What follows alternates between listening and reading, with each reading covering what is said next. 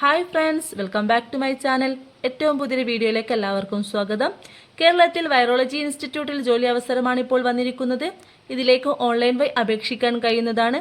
കൂടാതെ ഇതിലേക്ക് അപേക്ഷകൾ അയക്കേണ്ട യോഗ്യത, പ്രായപരിധി, ഏതൊക്കെ തസ്തികയിലേക്കാണ് ഒഴിവുകൾ വന്നിരിക്കുന്നത്, കൂടാതെ ഈ ഒരു ജോലിക്ക് ലഭിക്കുന്ന ശമ്പളം, അതുപോലെ അപേക്ഷകൾ അയക്കേണ്ട രീതി, അപേക്ഷാ ഫീസ് എന്നിങ്ങനെയുള്ള ഒരുപാട് കാര്യങ്ങൾ നമുക്ക് അറിയേണ്ടതുണ്ട്.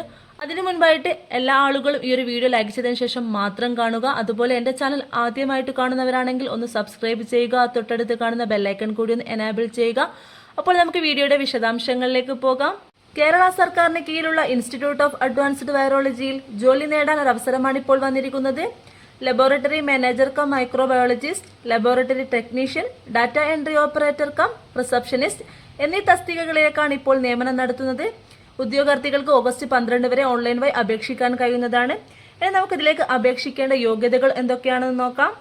ലബോറട്ടറി മാനേജർ കം മൈക്രോബയോളജിസ്റ്റ് തസ്തികയിലേക്ക് അപേക്ഷകൾ അയക്കേണ്ട യോഗ്യതകൾ എന്തൊക്കെയാണെന്ന് നോക്കാം.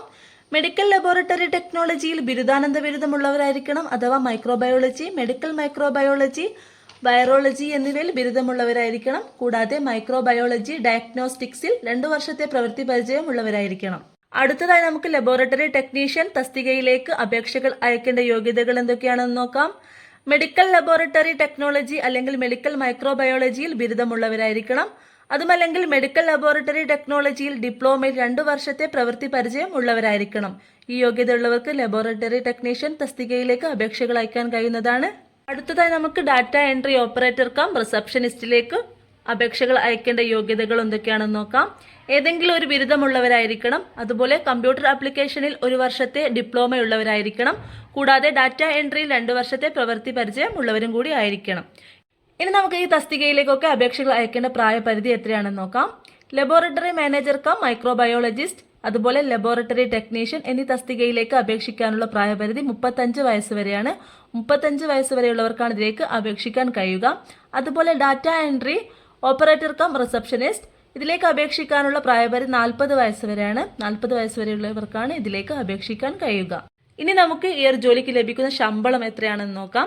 ലബോറട്ടറി മാനേജർ കം മൈക്രോബയോളജിസ്റ്റ് തസ്തികയിലേക്ക് നിയമനം ലഭിക്കുന്നവർക്ക് 32,000 രൂപയാണ് ശമ്പളമായി ലഭിക്കുക.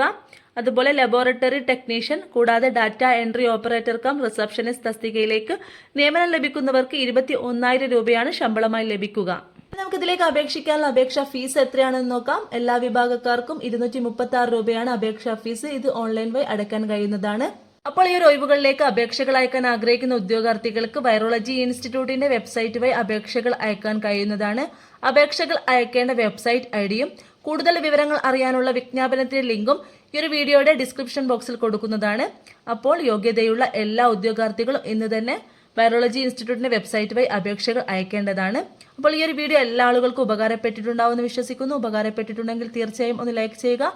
അതോടൊപ്പം എൻ്റെ ചാനൽ ആദ്യമായിട്ട് കാണുന്നവരാണെങ്കിൽ ഒന്ന് സബ്സ്ക്രൈബ് ചെയ്യുക. തൊട്ടടുത്ത് കാണുന്ന ബെല്ലൈക്കൺ കൂടി ഒന്ന് എനാബിൾ ചെയ്യുക. അപ്പോൾ അടുത്തൊരു ഇൻഫർമേറ്റീവ് ആയിട്ടുള്ള വീഡിയോയുമായിട്ട് വരുന്നവരെ എല്ലാവർക്കും ബൈ.